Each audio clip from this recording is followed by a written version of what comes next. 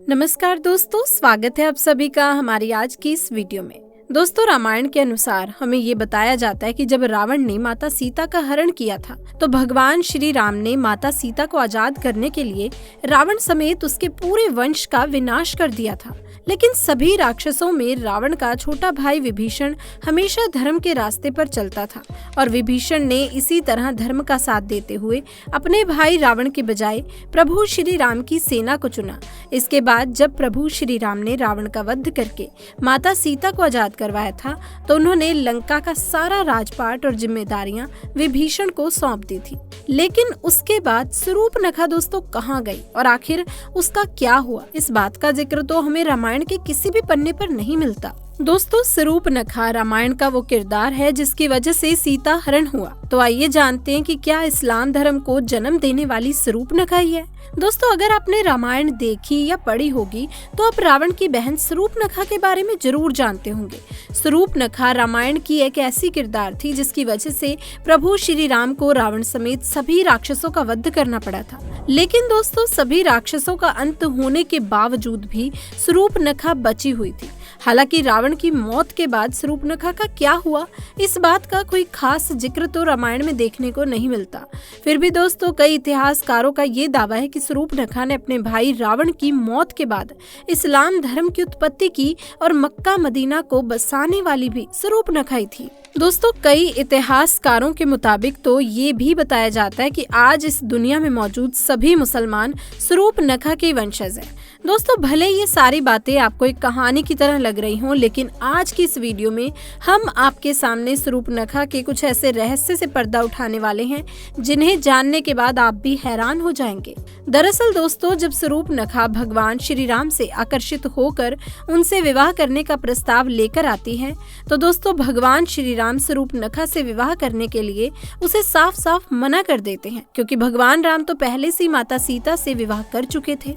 इसके बाद भगवान राम अपने छोटे भाई लक्ष्मण जी की तरफ इशारा करते हुए शूर्पणखा से कहते हैं कि अगर आप चाहें तो मेरे छोटे भाई लक्ष्मण से विवाह करने के लिए पूछ सकती हैं।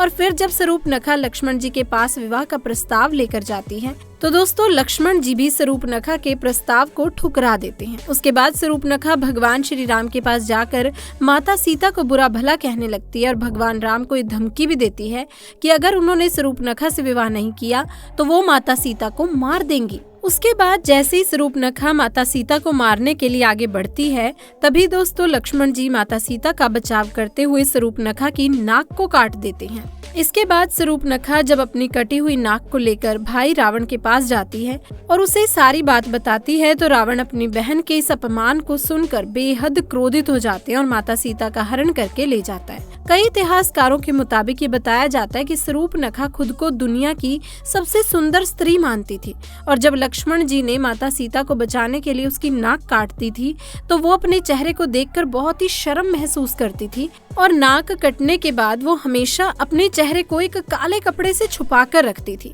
दोस्तों, शूर्पणखा को जब ये पता चला कि उसके सारे भाई प्रभु श्री राम के हाथों मारे जा चुके हैं तो उसने दैत्य गुरु शुक्राचार्य के पास जाने का फैसला किया और वो वहां जाकर उन्हीं के आश्रम में रहने लगी थी। शूर्पणखा और शुक्राचार्य दोनों ही राक्षसों के वंश को आगे बढ़ाना चाहते थे, जिसके लिए शुक्राचार्य ने भगवान शिव की कठोर तपस्या की। उनकी तपस्या से प्रसन्न होकर भगवान शिव ने उन्हें असुरों के अमर होने के बजाय वरदान के रूप में एक शिवलिंग दिया और ये भी बताया जिस दिन कोई वैष्णव यानी कि भगवान विष्णु का अवतार या फिर कोई भी ऐसा भक्त जो भगवान विष्णु को सच्चे दिल से मानता हो, अगर उसने इस शिवलिंग पर गंगा जल छिड़क दिया तो उसी समय इस दुनिया से संपूर्ण राक्षस जाति का विनाश हो जाएगा।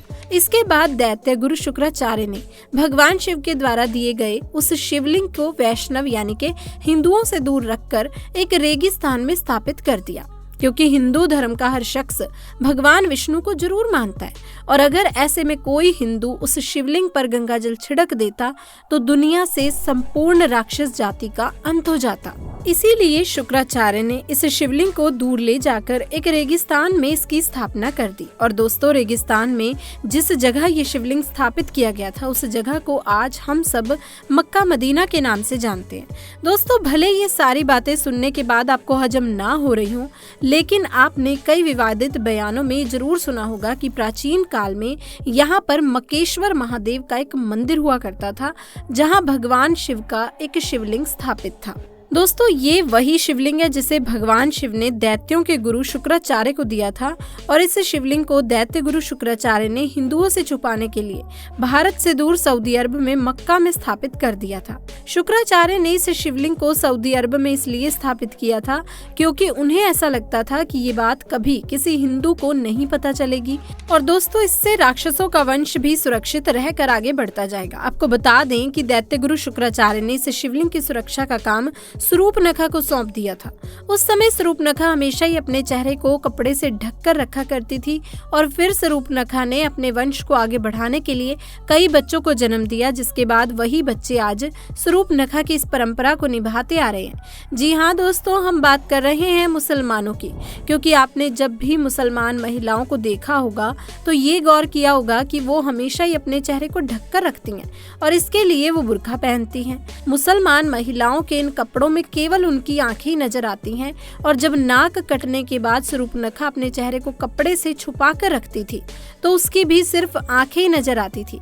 मक्का मदीना के मक्केश्वर महादेव का जो शिवलिंग स्थापित किया गया था, उसकी सुरक्षा के लिए स्वरूपनखा ने वहीं पर रहना शुरू कर दिया था। और दोस्तों, मक्का मदीना आज दुनिया की एक ऐसी जगह बन चुकी है जहां पर हिंदुओं का जाना साफ तौर पर मना है। इसके अलावा दोस्तों, बताया तो ये भी जाता है कि सऊदी अरब में जिस जगह पर मक्का मदीना मौजूद है, उसके आसपास तक की भी सभी जगह पर हिंदुओं के रहने की इजाजत बिल्कुल भी नहीं दी जाती। दोस्तों, मक्का मदीना में रहकर ही स्वरूपनखा ने अपने वंश को आगे बढ़ाया और नई नई परंपराओं का निर्माण भी किया। इनमें से एक परंपरा थी बुर्का पहनने की, और ये रिवाज स्वरूपनखा के समय से ही चला आ रहा है। दोस्तों, ऐसा बताया जाता है कि द्वापर युग बीत जाने के बाद स्वरूपनखा के वंशज आज के समय में इब्राहिम धर्म के अनुयायी हैं, और इस वजह से इस्लाम धर्म में शुक्रवार को एक विशेष महत्व दिया जाता है। इस बात का जिक्र धार्मिक ग्रंथों में भी किया जा चुका है। दोस्तों, ये सारी बातें किनारे करके अगर इस कहानी पर गौर फरमाया जाए तो जरा एक बार सोच कर देखिए कि आखिर ऐसी कौन सी वजह है जिसके चलते किसी भी हिंदू का मक्का मदीना के अंदर जाना साफ तौर पर मना है, और अगर कोई हिंदू चाहे भी तो मक्का मदीना के अंदर नहीं जा सकता। और आखिर ऐसी कौन सी चीज है जो सभी हिंदुओं को मक्का मदीना के अंदर जाने से रोकती है? दोस्तों, इस बात के पीछे ऐसा कोई ना कोई ठोस कारण तो जरूर होगा जिसने हिंदुओं के वहां जाने पर प्रतिबंध लगा रखा हो। तो दोस्तों, क्या आपके दिमाग में कभी ये सवाल आया कि मक्का के ऊपर काले रंग का एक कपड़ा क्यों रखा जाता है? चलिए इसके बारे में भी जान लेते हैं। तो दोस्तों, ये काला रंग संपूर्ण राक्षस जाति का प्रतीक माना जाता है, और साथ ही किसी भी हिंदू को ये बात पता ना चल जाए कि इस्लाम के अनुयायी भी हमारी तरह शिव जी की पूजा करते हैं या उनमें आस्था रखते हैं, इसीलिए काबा पर काला कपड़ा रखा जाता है। और काबा को काले रंग से ढकने की परंपरा इसलिए भी निभाई जाती है क्योंकि स्वरूपनखा यानी कि इस्लाम की देवी, वो भी रामायण काल और उसके बाद अपने मुंह को काले रंग के कपड़े से ढककर रखा करती थी। और आज स्वरूपनखा के वंश की महिलाएं भी काले रंग के बुर्के को पहनती हैं। हालांकि दोस्तों, दुनिया को गुमराह करने के लिए बुर्के को कई प्रकार और रंगों में बांट दिया गया है, किंतु सत्यता जो है वही है कि ये स्वरूपनखा की देन है, जिसे इस्लाम की महिलाएं इस्लामी रीति रिवाज के अंतर्गत धारण करती हैं। और दोस्तों, समाज के इस एक तरफा पहनावे के कारण ही दुनिया इन्हें मुसलमानों के नाम से जानती है। मुसलमानों का शुक्रवार के दिन जुम्मा भी शुक्राचार्य के नाम के शुरुआती अंकों को लेकर बनाया जाता है, जो कि बहुत ही ज्यादा चर्चित है। दोस्तों, हम देखते हैं कि जहाँ जहाँ शिवलिंग स्थापित है वहाँ कोई ना कोई जलाशय अवश्य मौजूद है, और मक्का में काबा के पास एक पवित्र कुआं है। हज करने गए मुसलमान इस जल को गंगा जल की तरह ही अपने साथ लाते हैं, जिसे मुसलमान लोग जमजम के पानी के नाम से पुकारते हैं।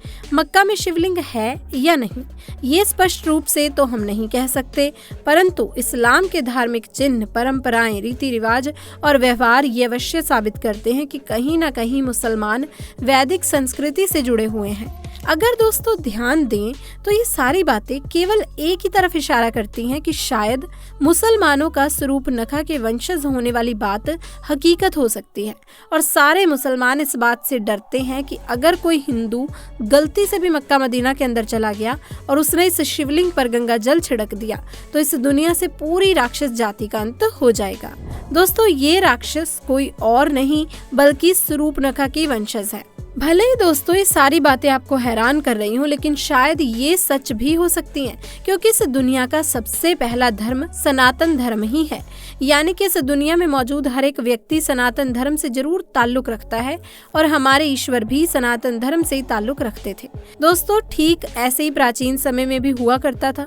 कुछ लोग मिलकर अपने अलग अलग नियमों और परंपराओं को बनाया करते थे, और धीरे धीरे इसी तरह यही चीजें जातियों में तब्दील होती चली गई, जिससे आगे चलकर अनेक धर्म की उत्पत्ति हुई। लेकिन दोस्तों इस्लाम धर्म की हकीकत पर आज भी कई हिंदुओं के द्वारा सवाल उठाए जाते हैं कि आखिर उन्हें मक्का मदीना के अंदर क्यों नहीं जाने दिया जाता।